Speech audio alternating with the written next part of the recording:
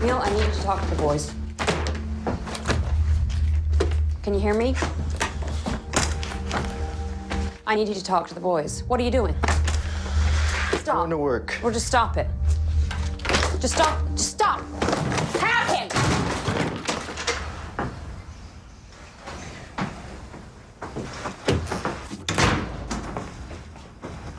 What are the chances you're not coming back? What are the chances this is the last time the boys are gonna see you? Well, I can't give you an exact number. I don't want a fucking number, Neil! It's not 0.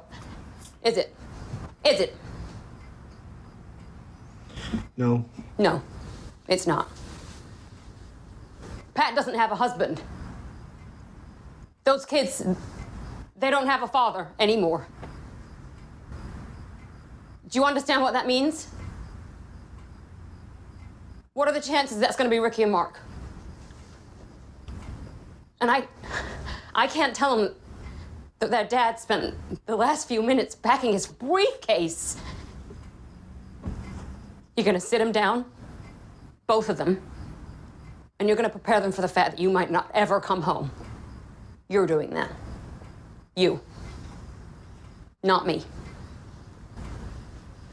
I'm done.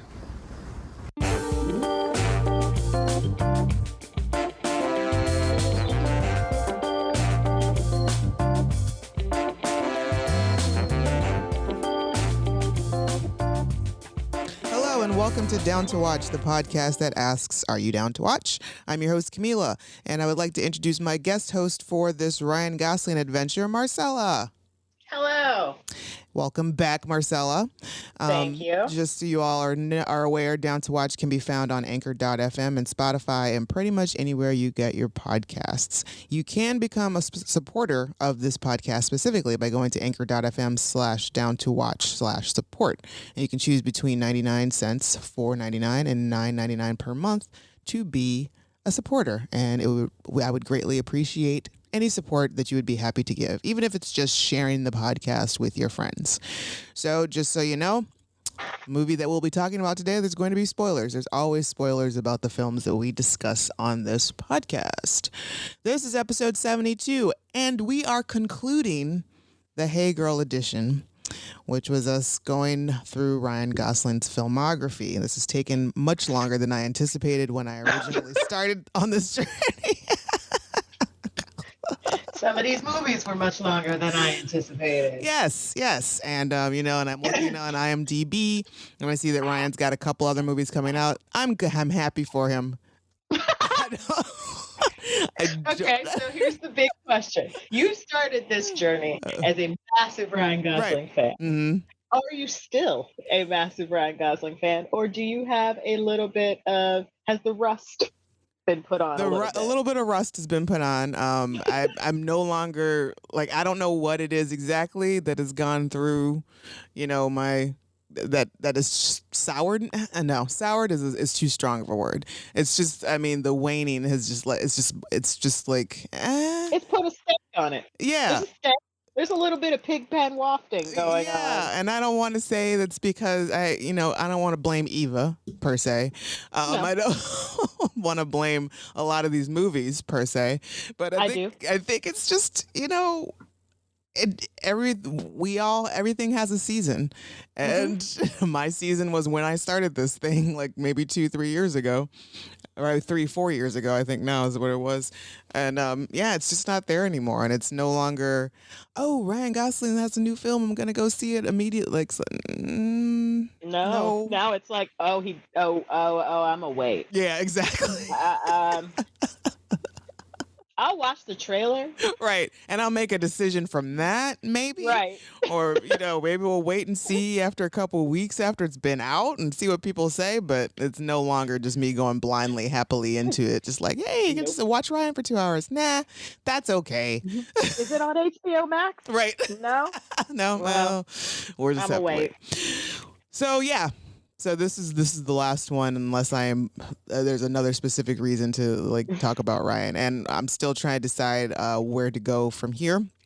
if I'm going to like pull out another, if I do decide to do another, like, you know, spotlight on a specific actor or director, it's only going to be like 5 of their films chosen I was going to say, randomly. because there are some people out there, and again, you don't want to buff off that shine of some of your favorite people. Right, exactly. And and I would like to, and so it's not like, you know, I'll choose the person or whatever, but I would probably end up doing something like, you know, listeners vote on whatever, or I'll pick names out of like titles of movies out of a hat or something, because I don't want to just like go ahead and pick the 5 movies that I know that I love, because that's right. Like, where's that's no fun. Right. So, but you could do something like, let's say you do a Hey Girl edition with Billy Zane. Mm-hmm.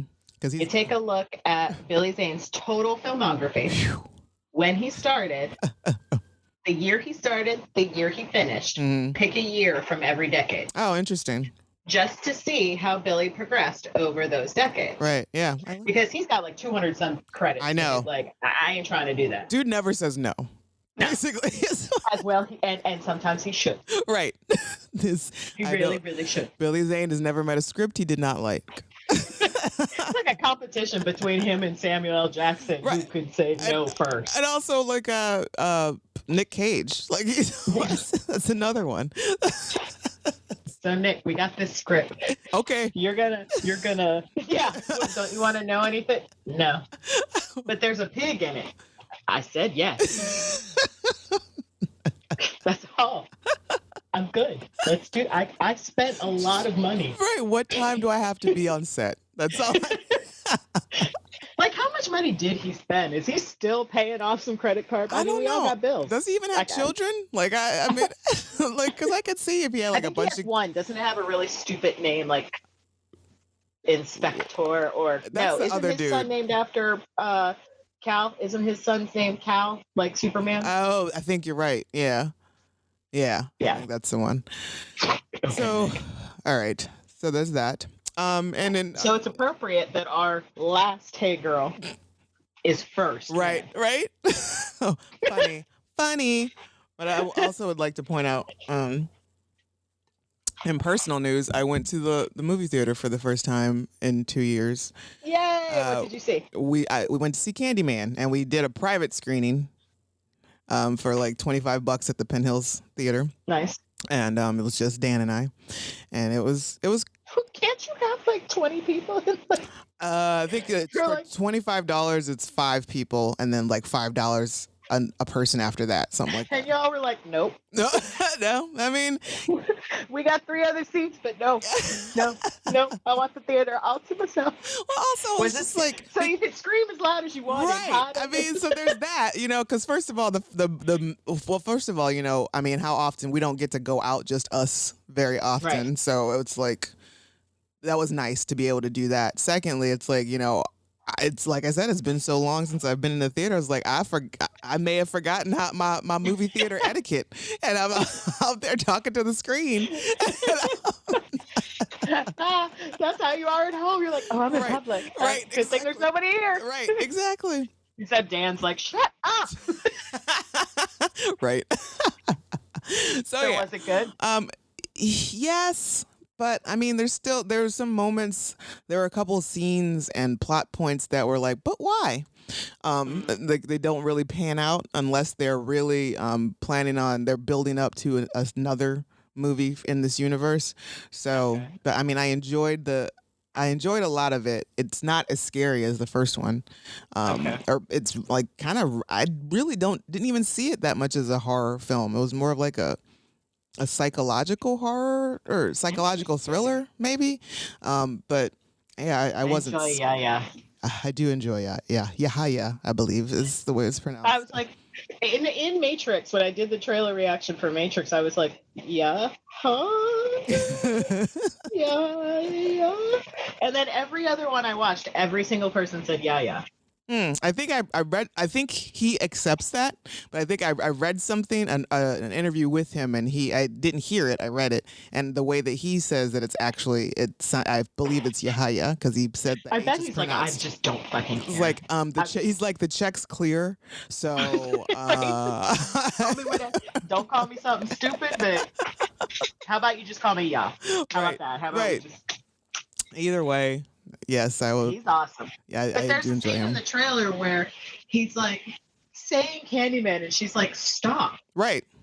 And he keeps saying, "I'm going to punch you in the face. Right. If I asked you to stop, Yeah. you're not going to make it to 3, let alone 4." Right. Yeah. You know, and I was really surprised by how far she stayed with that.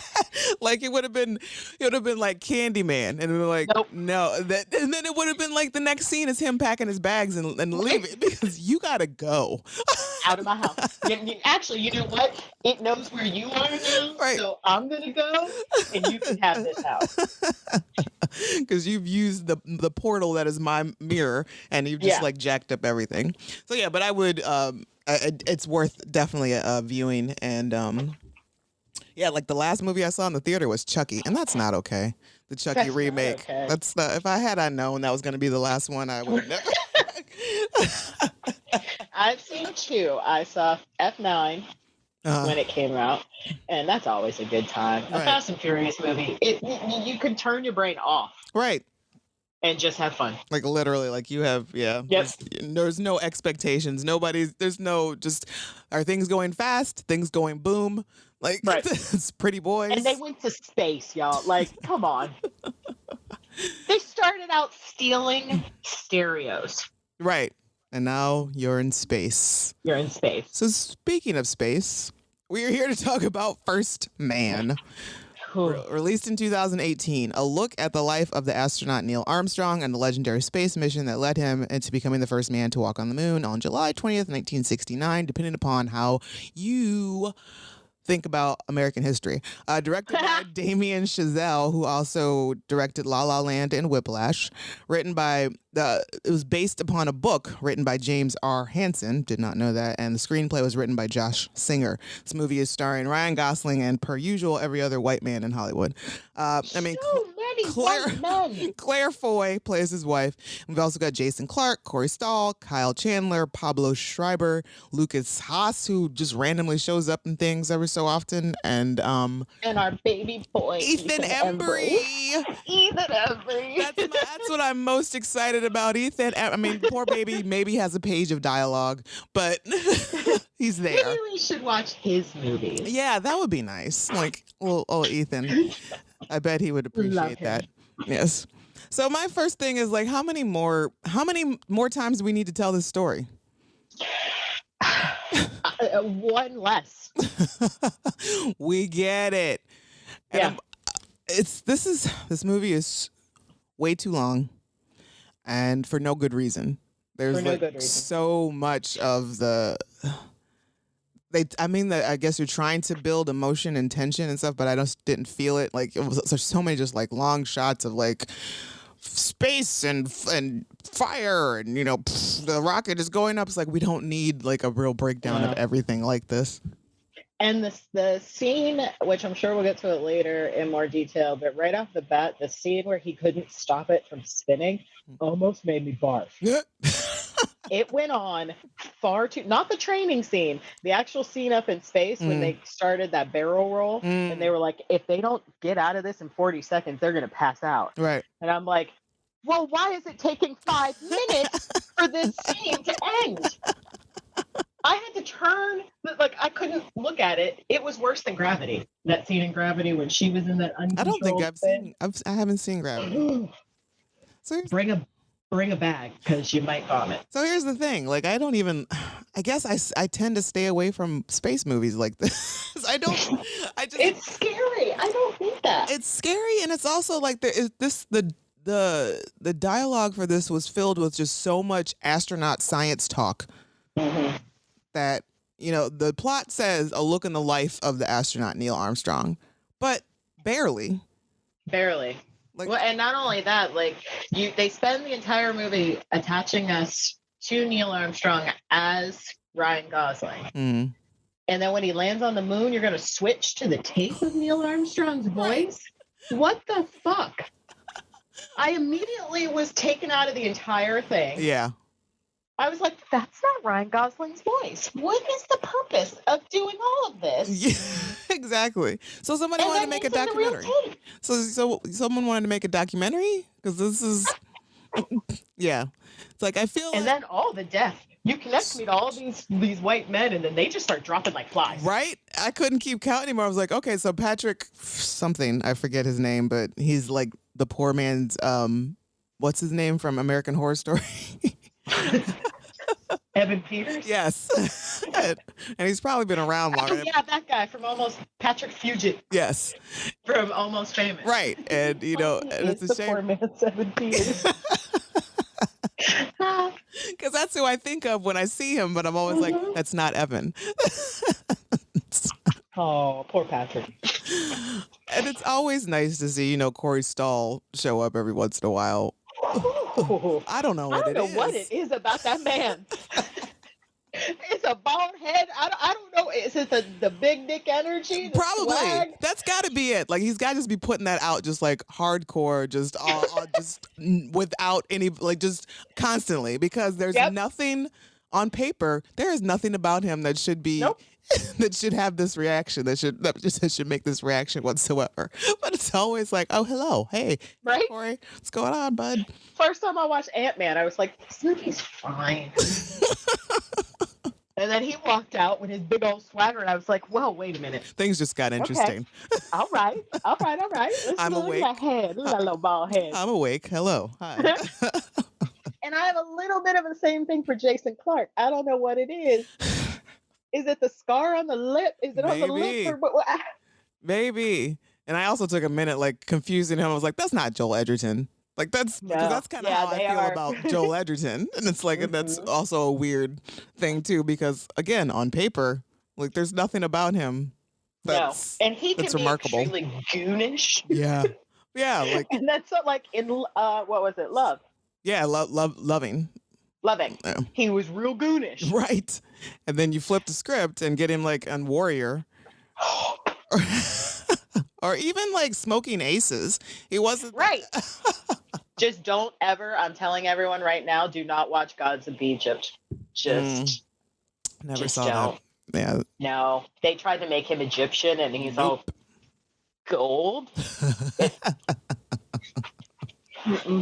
So basically what we're saying here, what you're gathering is that First Man is so uninteresting that it just kind of took us along this. The only thing good about this movie is that it's very helpful in playing 6 Degrees of Kevin Bacon with.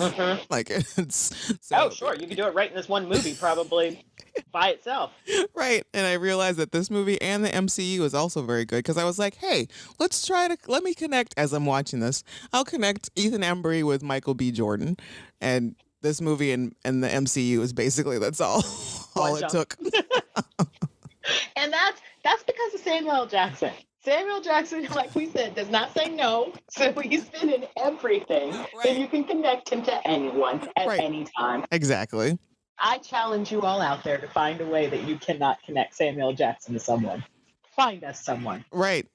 Yeah. I would like. Yes, I accept that challenge. Let's do this. 6 or less. Samuel 6 or less Jackson is the goal, but I bet we could do it in 2. Probably. So, okay. Besides the Kevin Bacon and being able to play celebrity with this film, I do want to give it up to Claire Foy. She is the only one bringing life in this film. The scene when they were in that uncontrollable role and they turned the box off. And she was like, oh, she went straight down there, stood out in that hallway, and was like, turn it back on right now. She got in her car. My ass, no. Right. She's like, and then then I'll go talk to the cameras that are out on my lawn. Right, exactly. She's like, you know what? Y'all just a bunch of little boys playing at things, and I got you. I got you. And all those little boys were just like, should we turn it back on? I mean,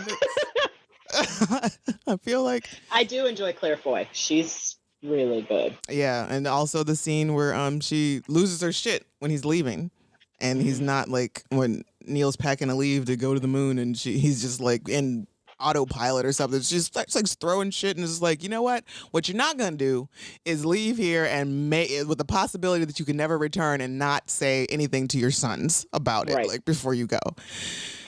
So yes, Claire Foy carried this movie She was She really did. only thing that made it interesting.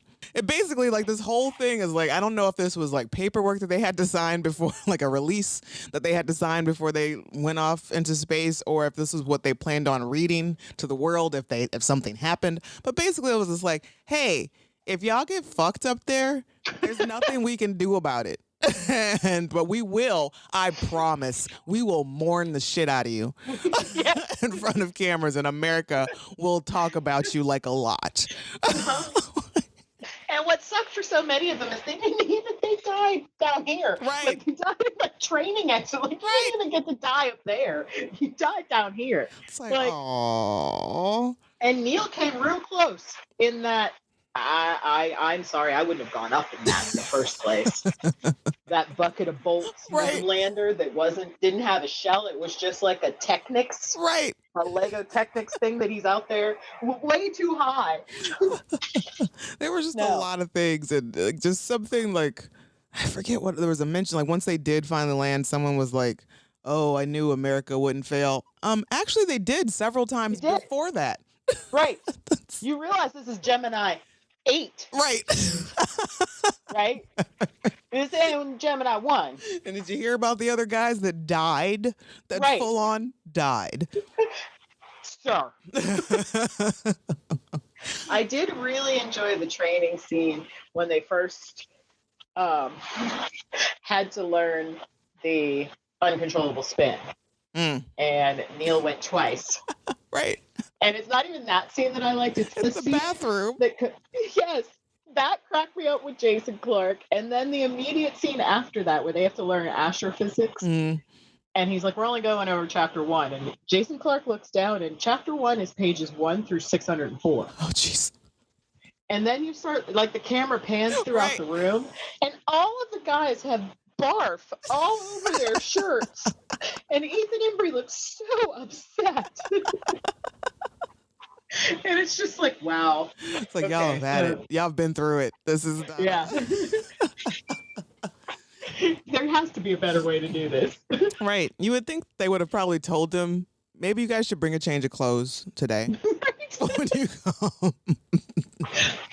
Or not let them get to the point where they were going to barf. Right. It's like, yeah, I can go again. No, you cannot. I'm going to need you. No, you cannot. You're going to leave right now. Just go on.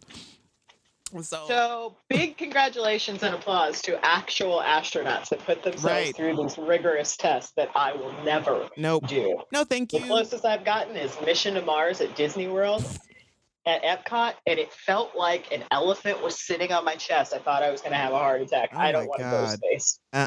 No, thanks. You guys can have it. No, thanks. So speaking of like weirdness with going into space, like...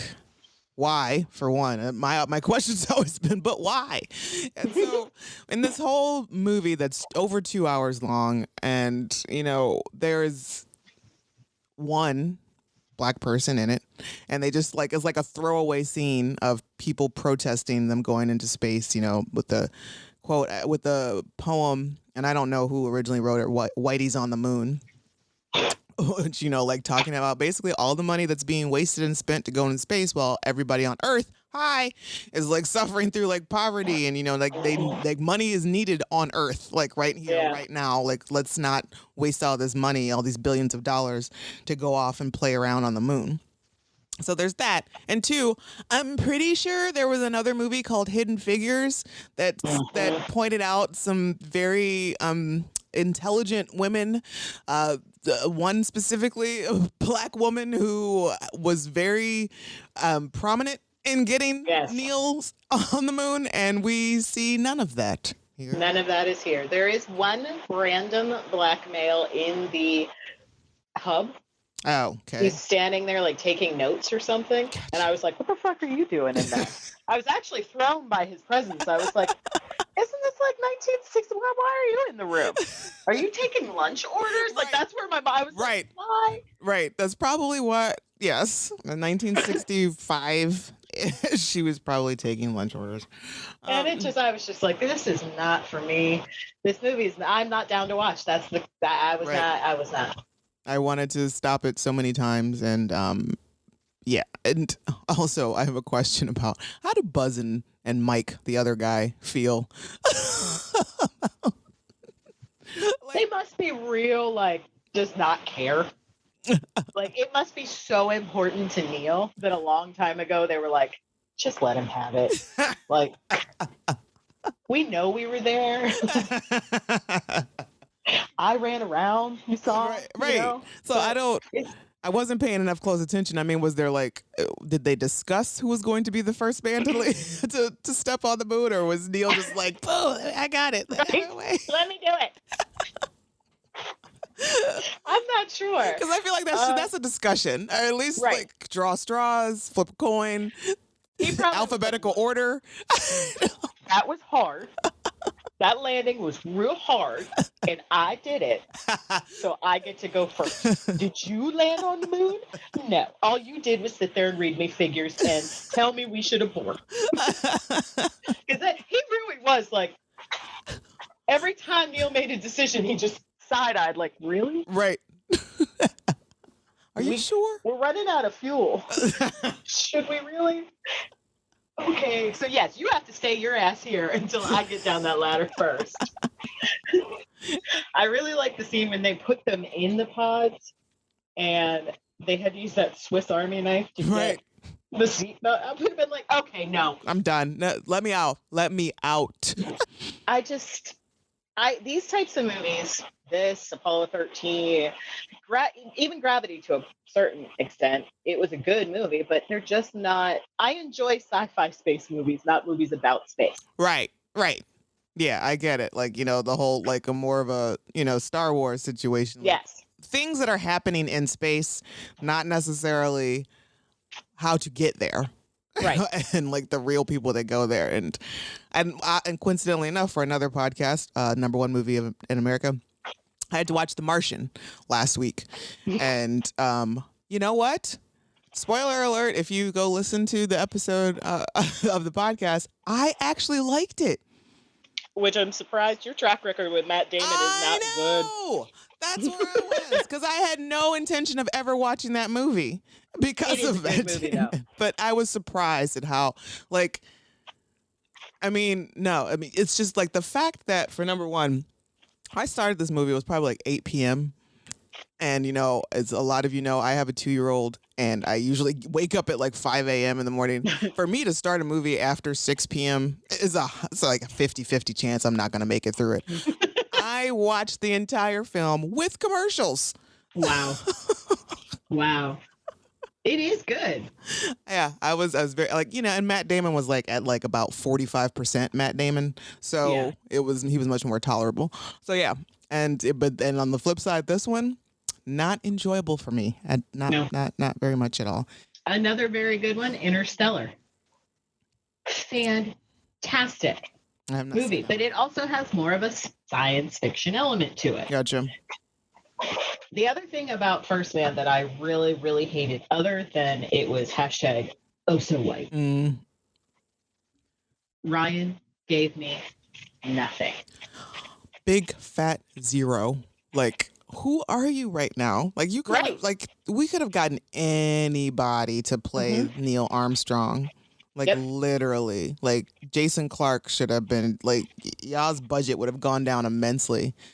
Kyle Chandler would have been amazing. Yeah. He was amazing in the role that he had. Right. But it just, nothing. There was nothing there. It didn't feel like anything. Like, the best part, the best scene, and it made me think he's a wonderful father, are the flashbacks he had of his daughter on that one trip. Yeah. Where they were at the riverside and he was just carrying her asleep in his arms. Right. And I was like, oh. Like, super sweet. Yeah. Otherwise, he was not there in his marriage. He was not there. The character wasn't there in the marriage and he wasn't there in the role. Right. Nope. He didn't get lost in it. He didn't put his all. There was nothing there for me. I mean, I kind of feel like, in a sense that and we'll get to it, but in a sense, I think that he did get lost in the character, because this character, I don't know if Neil Armstrong is not a charismatic person. Let's hope. Because Ryan, I would like to, as much as we've seen, is much more charismatic.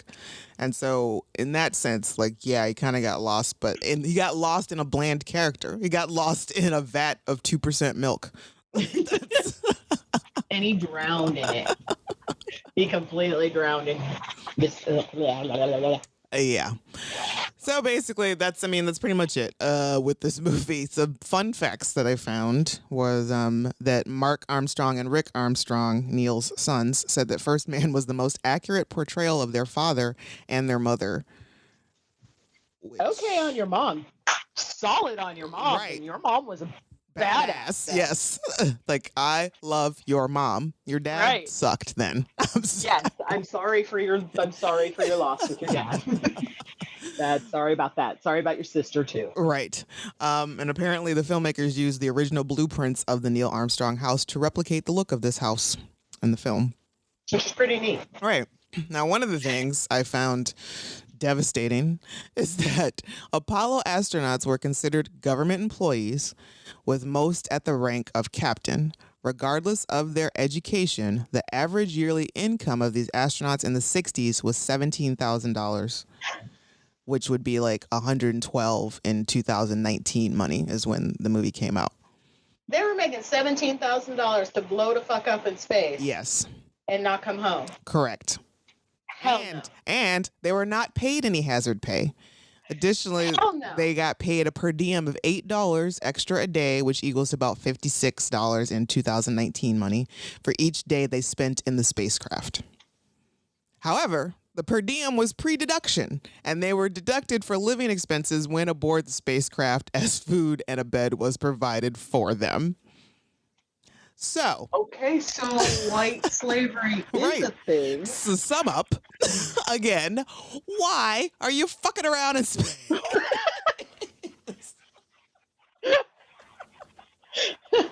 I mean, at some point we have to fuck around in space because we're going to blow this planet up. It's just going to fall apart and we need a plan B. The bad side to plan B is I am a firm believer in the don't start none, won't be none category. Exactly. And we don't know what's out there. One of these days, they're going to find something or someone that they don't want, that doesn't want to be found. Right? I keep saying that even if aliens came anywhere near us and they picked up any of our radio transmissions, they're like, no. There's a thing called Trump down there. We don't want anything. There's a thing called Trump and something about Kardashians. Yeah. We don't. Marcella said, don't start none. I'm going to go with that. None. We're going to go with that. The soundtrack or the original music was composed by Justin Hurwitz, which I did enjoy. I wouldn't mind sitting down and just listening to this, to the score of this film. It was just, kind of get away from it all kind of thing. And they didn't use a green screen at all. Oh, really? Which it was all done with LED screens and practical effects and miniatures and models and simulators. Wow. So in that aspect, damn. Yeah. Some of the scenes are extremely impressive. Right. But at the same time, I mean, a shaky cam makes me nauseous after a while. Yeah. I can only look at it for so long, and then I don't care what cinematic marvel you have. I missed it because my eyes were closed. I was fainted for a little bit. Sorry. Yeah. Kind of like Neil did in that simulator. So the star rating of this film, I'm going to give the movie itself a 2 because it is a movie and and Claire Foy, I would like to give her some props, and there were some beauteous shots, but for the most part it's just like meh. I'll give it a 2.5. No, not even a half, a 2.25. Ooh, interesting. Just because of the technological ability to shoot some of those scenes. Right. And for at least picking my favorite white men. If you had to fill it with a bunch of white men, thank you for at least picking ones I really like. Appreciate it. Yeah, true that. It was a nice nice shout out to all the cute boys out there, to all the Hollywood boys I've loved. So it'll get 2.25 for me. Right. The only one missing was Oscar Isaac, but I guess he probably wouldn't have. He's another one I need a fan for. Lord God, yes. Just that whole thing with that shot, like him and Jessica Chastain. With the arm. My God. Like on the red carpet, I was like,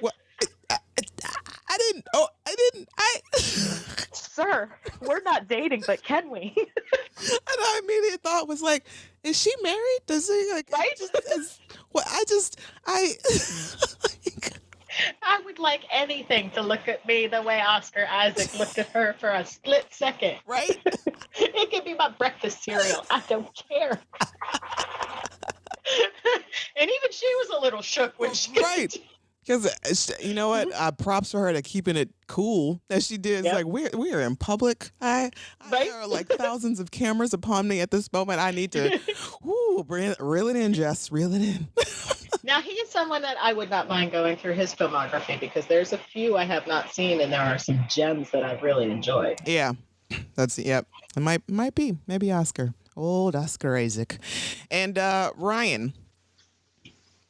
He gets a 1 because He gets a 1. This is the most uninteresting Ryan version Actually, of Ryan. he gets a half. Yeah, this is the most uninteresting version of Ryan Gosling I've ever witnessed. Yeah. What was the other one we really didn't like? But I even think The that might have been a songbook, little better than this. the stupid one that was in like supposedly in Austin. The Song of some bullshit. But even that some crap. that movie was terrible. But Ryan was interesting to watch still. Right. I didn't even find him attractive in this. No. Which is a bummer. Right. Normally, if I'm not interested in the movie, at least I can sit there and just thirst after Ryan. Right, But even this, I was like, go away. Right. It's like, just go get Pablo again. Like, that's Right? fine. Like, I would. All right, are we down to watch again? No. Hell no. Never, ever. Not even with commercials. No, especially not. That's like 5 hours. So where can you watch it? I don't know. Nowhere. I borrowed the DVD from the library because I refused to spend money on it. It is not streaming. It is currently not streaming anywhere. You have to pay a minimum of $3.99 to rent it on your favorite streaming services. And how did you watch it, Marcella? I watched it through a bunch of clips on movie trailers, movieclips.com on YouTube. I would suggest, if you are curious about this film, that you should do that as well. You should do it that way. That's how you should watch it. Because it only took me, and then Wikipedia has a very thorough recap of the entire movie. Too thorough, actually. It's like, all right, we get it. His pants were beige. Right. I might as well have just read the script. Which I think Ryan did not do. He actually didn't have, other than the astronaut speech, I don't feel like he had a lot, or the clips I saw just didn't show any real monologuing from him. He didn't really speak all that much. No, there wasn't a lot. There was a decent scene. And again, I don't even think it was a monologue. It was like after one of the dudes died and he left, he just decided, he was like panicking and decided he had to leave the funeral right then and there and left his wife there. And then he goes home and is just like staring out into the ether by himself in the backyard, and Jason Clarke comes along and starts to talk. You should go talk to your wife. You should. And he's like, do you think I'm out here staring in a telescope in the sky because I want to talk to people? The guy's like, what? He's like, do you think I left the funeral early because I want to talk to people? That's pretty great. That was amazing. It's like, I'd like to use that sometime. Yeah, I might use that sometime. We all should use that. Because do you think I'm out here because I want to talk to people? Yes. Okay, the Bechdel test. It has to have at least 2 named women in it. Maybe? I literally think there's only one woman that I remember seeing. I think there was a wife. Yes, because when there is a second wife. Jason Clarke's wife. Yeah. Yeah. They talk to each other. Yeah. About something besides a man. Nope. They're talking about Neil. So it fails. And then we go along to the Gosling gauge. There's certain types of characters that Ryan tends to gravitate towards, and like they usually have these traits or they do these things. Does he sing or dance? Yes, he sings a lullaby to his kid in the beginning, and there's another scene where he slow dances with his wife. Both scenes were pretty much unnecessary. Could have cut this movie could have been like 45 minutes actually. So is his character in a tragic relationship? I mean, sort of. Sort of. Like it's a tragedy of his own making. Yeah. Basically, like if you don't shape up, sir, like if you don't start talking to your wife, like things could get really ugly because luckily, you know, it seems like his wife was extremely strong and emotionally and mentally for having to, for first of all, just being able to put up with this of being able to married to an astronaut. Like, come on. Like, it's like, I'm assuming, you know, worse or along the same lines as being married to military or a police officer or fireman. So it's just, you know, never knowing when they're going to come back when they go on these missions. So, and I don't think he was giving her enough credit or support. And I think for astronauts' wives, I don't want to say it's any better or worse per se, but for some military, you know, most astronauts, they're going to die right on TV in front of everyone. Right. Like, it, you know? Right. It's not a private event that we hear about secondhand, or usually these things are live. Right. You know, and we all had to live through the Challenger explosion, and that was probably one of the worst things I've ever seen in my life. Yeah. And I can't imagine what those families felt having to know that the entire world just watched their, like, you know. Yeah. It's still, it's a difficult thing to even imagine, like how that would even play out. And to know that they got paid so little. Oh, I think that's the biggest kick in the crotch right there. It really is. Just like, really? We don't just and yet I bet you the dudes in the control center were making like 70, 80. Oh yeah, $100,000. I should hope so. On their white asses. I should hope so, because I mean, they've all got to be an engineer at some point, of engineers sorts and science backgrounds galore. But yeah, is his character eccentric? I would say for the time, maybe. Like in the 60s, a guy that wants to go into space or that's an astronaut, that's probably something that's you know, not most people would think about, or most, you know, he comes to a party with all regular people and is like, hey, I'm Neil, I'm an astronaut. Woo, this guy is special. So yeah. A little bit. Yeah. Did he disappear into character? We kind of talked about this already. I think that he does, in just the sense that, you know, Ryan Gosling got way muted. And I don't know what Neil Armstrong is like as a person.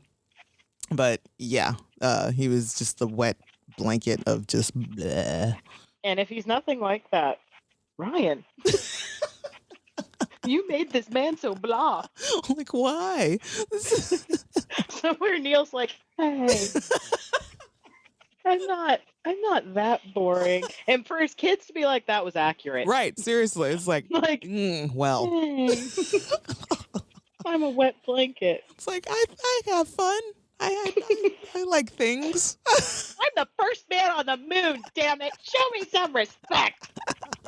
And Mike and Buzz are like, yes, we know. God. I know.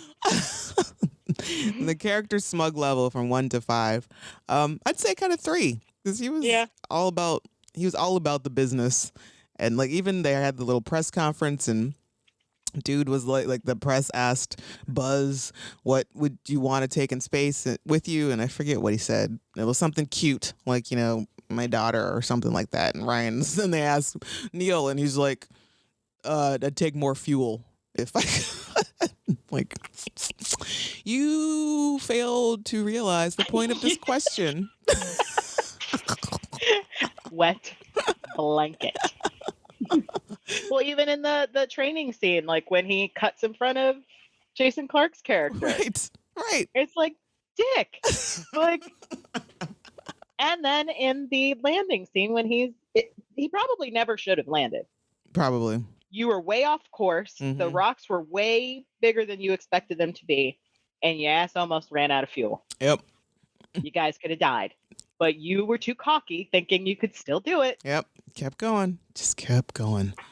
So yes. And so now, for the final reading from the book of Gosling, 100 Reasons to Love Ryan Gosling, we're at number 77. Raquel Welch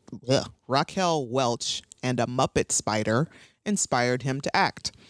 I was a lonely child. I didn't do well at school, and TV was my only friend. Then one day I saw Raquel Welch on The Muppet Show. She was dancing with this big furry spider, and I immediately fell in love. She was the first crush I ever had, and I thought, how do I get to meet this woman? And then I thought, well, she's on TV, so to meet her, I have to get on TV myself. old was he?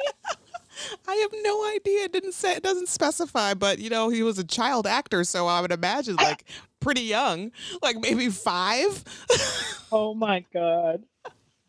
Raquel Welch. Okay. I mean, she was a very attractive woman at that point in time. she still is. She makes me sick. Yeah, she's not bad, which she's still alive, right? Yeah.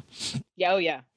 She looks amazing. She was on episode 311 of The Muppet Show and performed Baby It's Me, originally performed by Diana Ross, with a human-sized spider puppet. But why? No idea. It's quite terrifying. Is there a date? No. That's what I'm looking for. 1978. No, wait, let's see. And made a brief appearance. Welch also appeared on the cover of Us magazine with Kermit in November of 1978, and a brief appearance on the Muppet special in 1979.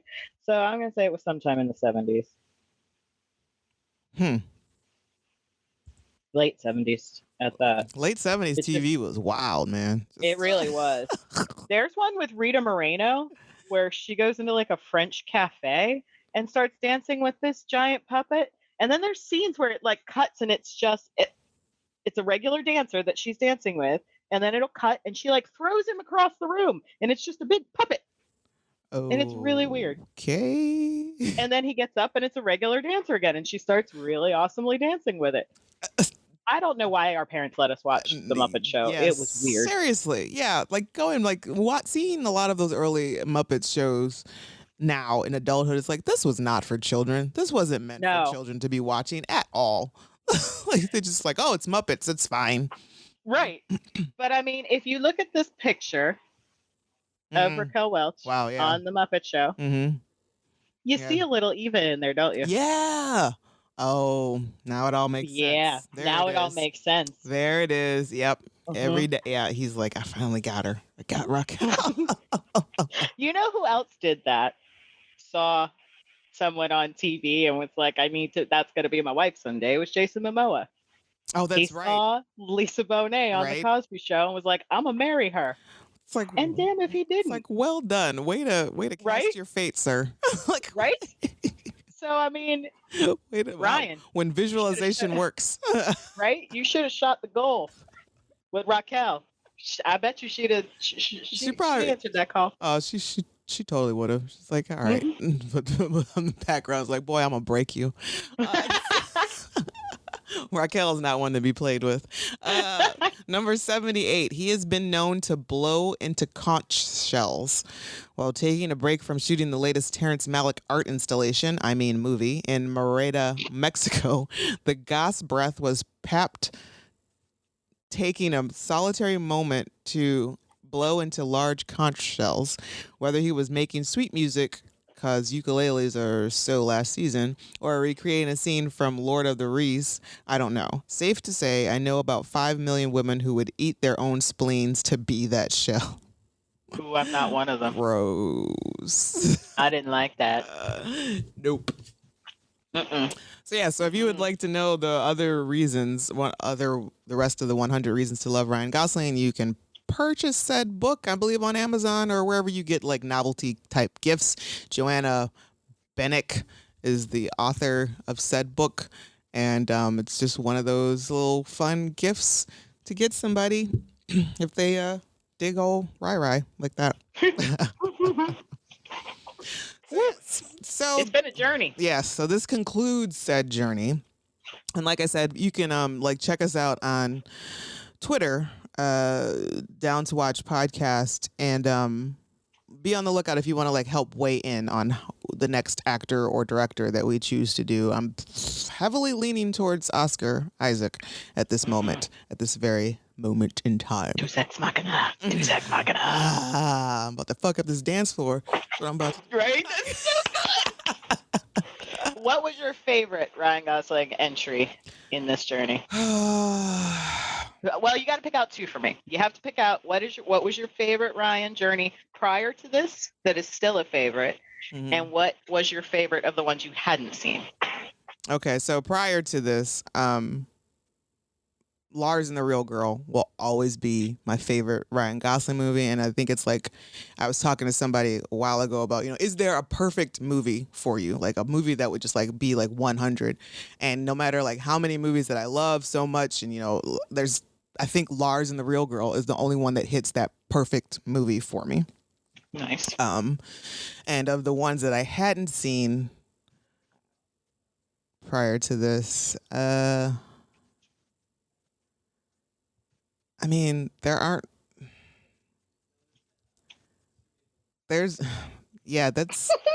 like the ones that I hadn't seen. I was pretty much like straight on with my initial reason. There was a reason if you hadn't seen them. Right. Because like none of the ones that were new to me, I was like, yeah, this is awesome. Like, nah. I think my favorite prior would have been Crazy Stupid Love. Because that character is just like the essence of Ryan. Yeah. Like it is every bit of why I love Ryan Gosling is in that role. Right. My favorite of the ones I hadn't seen, I think, is A Place Beyond the Pines. Right. Yeah. Because I'd never seen that. And that movie threw me for a loop. Yeah. I was not expecting for him to not even be in half of the movie. It's like, so that's it? Right, go by? Right. And then for it to still end up being a really good movie after that point, I really enjoyed that one. Yes. My least favorite is definitely that song of whatever, and it hurt my soul. Yeah. Because there were so many good people, like pretty people in that movie. Wasted. Just all of them wasted. Do I think he's a better or worse actor along this journey? No, I think he will still go down as one of his generation's best actors. Yeah, absolutely. I agree with that. I just wish that he would go back to more interesting roles. Because like roles like Neil Armstrong and or like I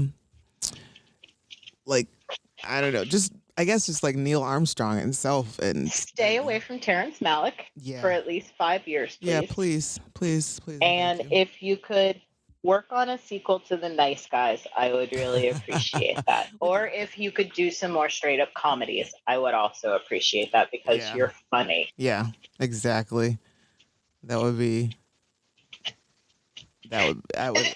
problem with Neil Armstrong, and I noticed it in a lot of the clips I watched, is his brow was permanently furrowed. And I want to see Ryan relax that brow. I want him to just sit back and have fun in a character. Yes. Not, even if it's a serial killer like Murder by Numbers. Yeah, dude. He had a great time with that. Right? Or even if it's as goofy as a football player in Remember the Titans. Yes. I just need to see him sit back in his heels a little and enjoy the role. Not try to give me something so artistic. Right. Which I think hopefully we might get that in this upcoming The Gray Man, about like a CI operative turned assassin, which I don't know exactly who is playing that role. I don't know if it's him or Chris Evans. Well, I mean, that I can't even handle. That's too much. That's too much for me to look at in one movie. I don't know. But then again, that's what I thought with Michael Fassbender and Ryan Gosling, and I was sorely disappointed. Yeah, but at least it's the Russo brothers, which I kind of trust them a little bit. So Maybe. A little bit. I mean, they've done a lot of MCU stuff, and what have they done apart from that? Yeah, that's a good question. It's a really good question. A lot of TV, apparently. Okay. A lot of comedy. So like Community, Happy Endings, Arrested Development. So and we know Chris can be funny. Right. Absolutely. And we know Ryan can be funny. So hopefully I need some funny. It's something like that. Like that'll be like, a lot of action but there'll still be some like humor in it too. Yeah. Because one of my favorite gifs of all time is him cracking up. Oh, yes. His laughter, if you've ever seen, bring him back to Saturday Night Live at least. Oh, because yeah. he can't get through a skit without cracking up. And it's a joy to watch. It is. It's great. So let's do more comedy, Ryan, or at least some characters that have a little more depth, and maybe stay away from like real life people. Like, Yeah, I don't for a think, while. I don't think that's your jam. No. So, like I said, keep up with us on Twitter, like, subscribe, follow. The podcast is just about anywhere you find your podcasts. Thanks, Marcella, for enduring this. I know you were only here for half of the ride, but you seem to have gotten a lot of the stinkers. Yeah. That's okay. It was still fun. I enjoyed it. Great. All right. Well, thank you all for listening, and until next time.